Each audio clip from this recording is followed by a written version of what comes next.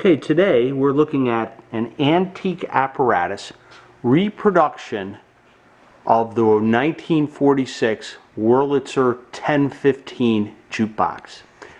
Originally the 1015 came out in 1946.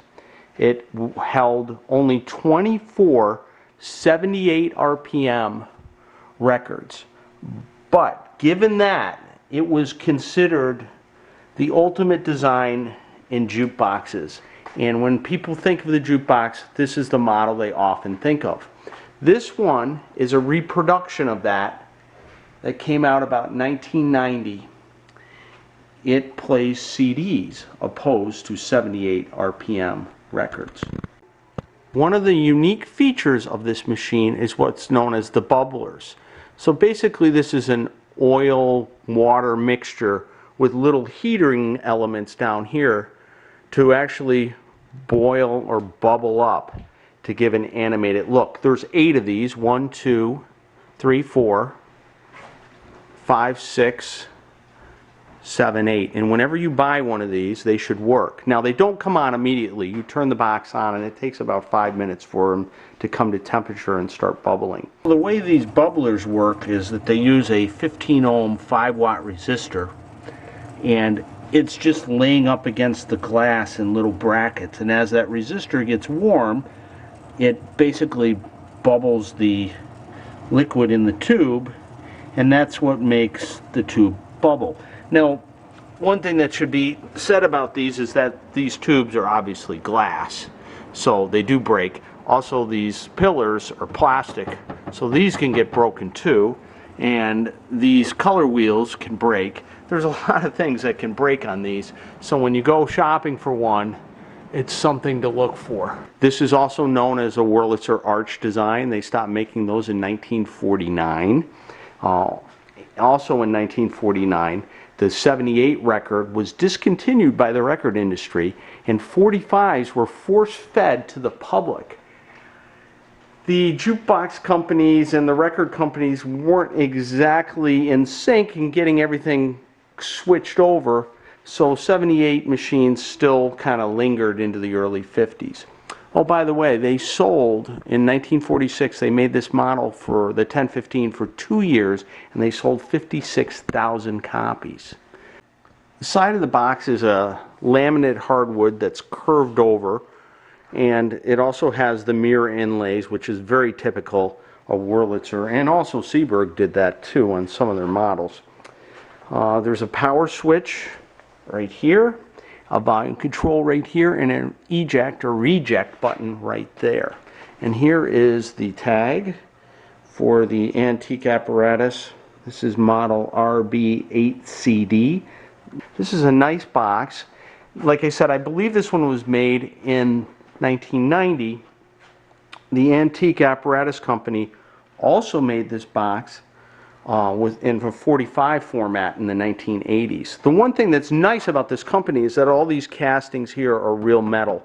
Like on the Wurlitzer One More Time, which is basically their reissue of the 1015, these are all plastic. But on the Antique Apparatus, these are metal that is copper plated, nickel plated, then chrome plated. So this is a much more durable machine than that seen on the Wurlitzer One More Time.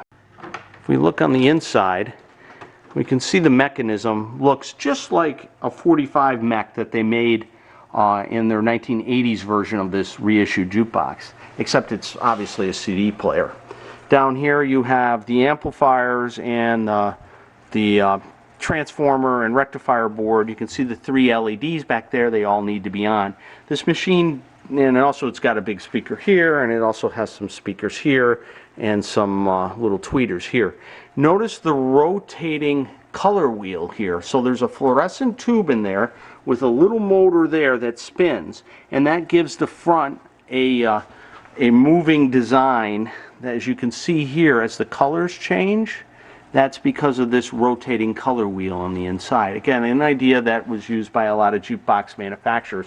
For example, we've got a Seeburg back here, 1952 M100C. This one plays 45s, obviously. It's not a CD box because it's from 1952. It It has color wheels also in here. It's a nice box, but you know, this isn't about 45s right now. We're talking about CDs. So to get this rolling, I want to show you how it presents a CD. I'm going to type in a number here. Our disc is going to be number 98, first song. So I hit 9801, and that'll play the 98th song, or 98th disc, first song. And you can see that it delivers it just like you would expect a 45 type system to deliver it, where it lifts up and brings it from the rotisserie onto the platter and plays our song. The mechanism is a row AMI used in this machine, which is nice because that's a good quality mech. Here I have the front door open, and I'm going to make a selection, and you can see maybe a little easier how the whole mech runs instead of through the glass. You can kind of get a better idea here how it works. This is our U2 song again, just because I know the number and I know the song, but anyways. And then you can see the disc spins, you know, kind of like a 45. So now I'm going to do a reject here. I'm going to hit the reject button, and you can see that it cancels the song, and it fetches the CD back and puts it back into the carousel. That is the summary of the Antique Apparatus 1015 CD reissue jukebox in all its glory.